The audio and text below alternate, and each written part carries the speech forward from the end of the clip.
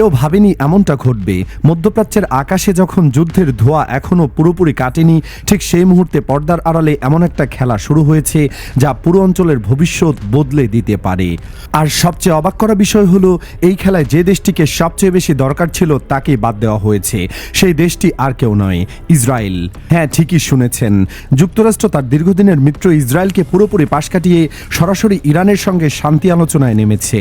আর এই একটি পদক্ষেপই তেল আবিবের রাজনৈতিক মহলে যে ঝড় তুলেছে তা এখনও থামেনি। গল্প শুরু হয়েছে চুপচাপ। আন্তর্জাতিক গণমাধ্যমের তথ্য অনুযায়ী মার্কিন প্রেসিডেন্ট ডোনাল্ড ট্রাম্পের প্রশাসন ইতিমধ্যে ইরানের কাছে একটি 15 দফা শান্তি পরিকল্পনা পৌঁছে দিয়েছে। কেউ জানতো না এটা হচ্ছে, এমনকি ইসরায়েলও না। যখন বিষয়টি প্রকাশ্যে আসে তখন তেল আবিবের নীতি নির্ধারকদের চোখ কপালে উঠে যায়, কারণ এত বড় একটা কূটনৈতিক পদক্ষেপে তাদের সঙ্গে কোনো আলাপই করা হয়নি। একবারও না। এটা কি ইচ্ছাকৃত ছিল নাকি কৌশলগত? সেই প্রশ্নের উত্তর এখনও স্পষ্ট নয়। তবে যারা মধ্যপ্রাচ্যের রাজনীতি বোঝেন তারা বলেছেন এটা কোনো দুর্ঘটনা নয়, এটা পরিকল্পিত। এবার আসা যাক সেই 15 দফা প্রস্তাবের কথায়। মার্কিন ও ইসরায়েলি গণমাধ্যমগুলো থেকে যতটুকু জানা গেছে, এই প্রস্তাবের মূল সুর হচ্ছে ইরানকে সামরিকভাবে একটা নির্দিষ্ট সীমানার মধ্যে রাখা। প্রস্তাবে বলা হয়েছে ইরানকে তার পারমাণবিক অস্ত্র কর্মসূচি সম্পূর্ণভাবে বন্ধ করতে হবে। শুধু তাই নয়, নিজস্বভাবে ইউরেনিয়াম সমৃদ্ধকরণের যে কার্যক্রম চালাচ্ছে তেহরান, সেটাও স্থগিত রাখতে হবে।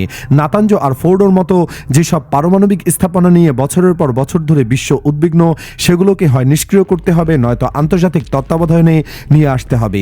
আন্তর্জাতিক পরমাণু শক্তি সংস্থার পরিদর্শকদের পূর্ণাঙ্গ প্রবেশাধিকার দিতে হবে ইরানকে, কোনো শর্ত ছাড়াই।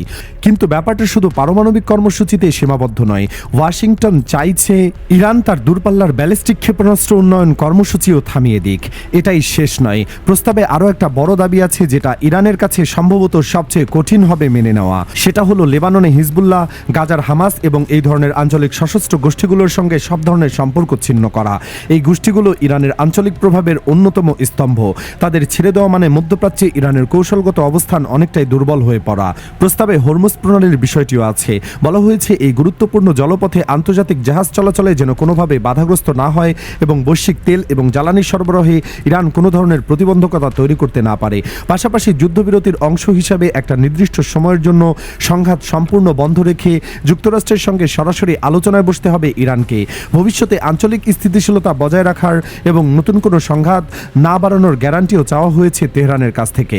এখন প্রশ্ন হলো, এই শর্ত মানলে ইরান পাবেটা কি? ওয়াশিংটন বলছে বিনিময়ে তারা ইরানের উপর চাপিয়ে রাখা অর্থনৈতিক নিষেধাজ্ঞা ধাপে ধাপে শিথিল করবে অথবা পুরোপুরি তুলে নেবে। শান্তিপূর্ণ পারমাণবিক কর্মসূচি, বিশেষ করে বিদ্যুৎ উৎপাদনের ক্ষেত্রে সহযোগিতার দরজাও খোলা থাকবে। কিন্তু ইরান কি এত সহজে রাজি হবে? একদমই না। বরং তেহরান পাল্টা 5টি শর্ত দিয়েছে। সেগুলো শুনলে বোঝা যায় দুই পক্ষের মধ্যে দূরত্ব কতটা বিশাল। ইসরায়েলি টেলিভিশন চ্যানেল 12 সহ কয়েকটি আঞ্চলিক গণমাধ্যমের প্রতিবেদন অনুযায়ী ইরানের প্রথম শর্ত হচ্ছে ভবিষ্যতে আর কোনোভাবে যুদ্ধ পুনরায় শুরু না হওয়ার গ্যারান্টি দিতে হবে। শুধু কথার নিশ্চয়তা নয়, কাগজে কলমে আইনগত বাধ্যবাধকতা সহ। দ্বিতীয় শর্তটি আরও চমকপ্রদ। ইরান চাইছে হরমুজ প্রণালীর উপর কার্যত তাদের একচ্ছত্র নিয়ন্ত্রণ। বিশ্বের জ্বালানি বাণিজ্যের একটা বিশাল অংশ এই সরু জলপথ দিয়ে যায়। সেখানে ইরানের আধিপত্য মানে পুরো বিশ্ব অর্থনীতির উপর তেহরানের একটা অদৃশ্য হাত থাকা। তৃতীয় শর্তে ইরান দাবি করেছে মধ্যপ্রাচ্য জুড়ে ছড়িয়ে থাকা যুক্তরাষ্ট্রের সামরিক ঘাঁটিগুলো সব বন্ধ করতে হবে। এই দাবি পূরণ হলে মধ্যপ্রাচ্যে আমেরিকার সামরিক উপস্থিতি কার্যত শূন্য নেমে আসবে, যা গত কয়েক দশকে কখনো ঘটেনি। চতুর্থত, চলমান সংঘাতে ইরানের যে ক্ষয়ক্ষতি হয়েছে তার জন্য আর্থিক ক্ষতিপূরণ চাইছে তেহরান। আর পঞ্চম শর্তটি বেশ অস্বাভাবিক। ইরান অভিযোগ করেছে কিন্তু আন্তর্জাতিক সংবাদ মাধ্যমে তার বিরুদ্ধে ইচ্ছাকৃত বিদ্বেষপূর্ণ প্রচারণা চালাচ্ছে এবং এই অবস্থায় সংশ্লিষ্ট ব্যক্তি বা প্রতিষ্ঠানের বিরুদ্ধে ব্যবস্থা নেওয়া কিংবা তাদের ইরানের কাছে হস্তান্তরের দাবি জানিয়েছে তেহরান। এই শর্তগুলো অবশ্য এখনো আনুষ্ঠানিকভাবে ইরান সরকার ঘোষণা করেনি। এদিকে পুরো বিষয়টা নিয়ে একটা অদ্ভুত ধোঁয়াশা তৈরি হয়েছে। ট্রাম্প বলছেন এই মুহূর্তে ইরানের সঙ্গে যুদ্ধবন্ধে আলোচনা চলছে এবং ইতিবাচক অগ্রগতি হচ্ছে। ইরানের সামরিক অভিযানের মাত্রা ধীরে ধীরে কমানো হচ্ছে বলেও দাবি করেছেন তিনি। কিন্তু ঠিক এই সময় তেহরান দাবি সরাসরি প্রত্যাখ্যান করে একে ভুয়া খবর বলে আখ্যায়িত করেছে। তাহলে সত্যটা কোথায়? কে সত্য বলছে আর কে মিথ্যা? এই ধোঁয়াশার মধ্যেই একটা গুরুত্বপূর্ণ তথ্য বেরিয়ে এসেছে। চীনের রাষ্ট্রীয় গণমাধ্যমে জানানো হয়েছে ইরানের পররাষ্ট্রমন্ত্রী আব্বাস আরাকচি চীনের পররাষ্ট্রমন্ত্রী ওয়াং ইর সঙ্গে বৈঠকে স্পষ্ট করে বলেছেন ইরান শুধু সাময়িক যুদ্ধবিরতি নয়, পূর্ণাঙ্গ যুদ্ধবিরতিতে আগ্রহী। এই বক্তব্য থেকে বোঝা যাচ্ছে পর্দার আড়ালে কিছু একটা তো হচ্ছে। যতই ইরান প্রকাশ্যে অস্বীকার করুক না কেন, মধ্যস্থতার জন্য বেশ কয়েকটি দেশ মাঠে নেমেছে। পাকিস্তানের প্রধানমন্ত্রী শাহবাজ শরীফ ইতিমধ্যে এই শান্তি আলোচনার আয়োজক হওয়ার আগ্রহ প্রকাশ করেছেন। তুরস্ক আর মিশরও মধ্যস্থতার চেষ্টা চালিয়ে যাচ্ছে। যাচ্ছে। এমনকি ভারতের প্রধানমন্ত্রী নরেন্দ্র মোদীর সঙ্গেও ফোনে কথা বলেছেন ট্রাম্প। মোদী আশাবাদ ব্যক্ত করেছেন যে দ্রুত উত্তেজনা কমানো, শান্তি স্থাপন এবং হরমুজ প্রণালী নিরাপদ রাখার পক্ষে ভারত সক্রিয়ভাবে কাজ করবে। কিন্তু এই পুরো ছবিতে সবচেয়ে বড় যে প্রশ্নটা ঘুরে ফিরে আসছে সেটা হলো ইসরায়েলের অবস্থান কি। আল জাজিরার প্রতিবেদন অনুযায়ী ইসরায়েলে এখন গভীর হতাশা বিরাজ করছে। দেশটির সাধারণ মানুষের মধ্যে দীর্ঘদিন ধরে একটা বিশ্বাস ছিল যে চলমান এই যুদ্ধের মধ্য দিয়ে ইরানের বর্তমান সরকারের পতন ঘটবে এবং তেহরানের হুমকি চিরতরে শেষ হয়ে যাবে। কিন্তু বাস্তবে ঘটেছে ঠিক উল্টো। ইরানের সরকার শুধু টিকে আছে তাই নয়, বরং সাম্প্রতিক দিনগুলোতে ইসরায়েল তাদের প্রাণঘাতী হামলা পরিস্থিতিকে আরও জটিল করে তুলেছে।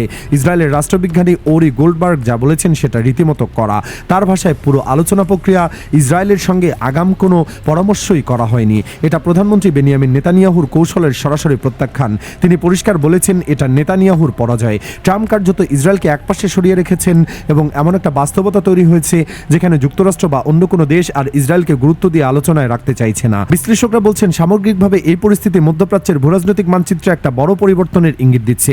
যুক্তরাষ্ট্রের 15 দফা প্রস্তাব মূলত একটা কাঠামো তৈরি করতে চাইছে যেখানে ইরান সামরিকভাবে সীমাবদ্ধ থাকবে কিন্তু অর্থনৈতিক ও কূটনৈতিকভাবে কিছু সুবিধা পাবে।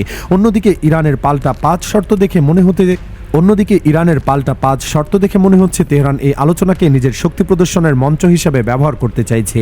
দুই পক্ষের দাবির মধ্যে ব্যবধান এতই বিশাল যে কোনো চুক্তি হওয়ার প্রায় অসম্ভব মনে হচ্ছে।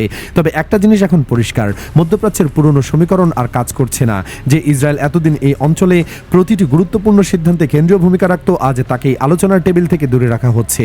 এটা শুধু কূটনৈতিক পরাজয় নয়, এটা একটা স্পষ্ট বার্তা, আর সেই বার্তাটি ইসরায়েলের জন্য মোটেও সুখকর নয়। এখন দেখার বিষয় এই জটিল দাবা খেলায় পরবর্তী চালটা কে দেয় এবং সেই চাল মধ্যপ্রাচ্যকে শান্তির দিকে নিয়ে যায় নাকি গভীর অন্ধকারে ঠেলে দেয়।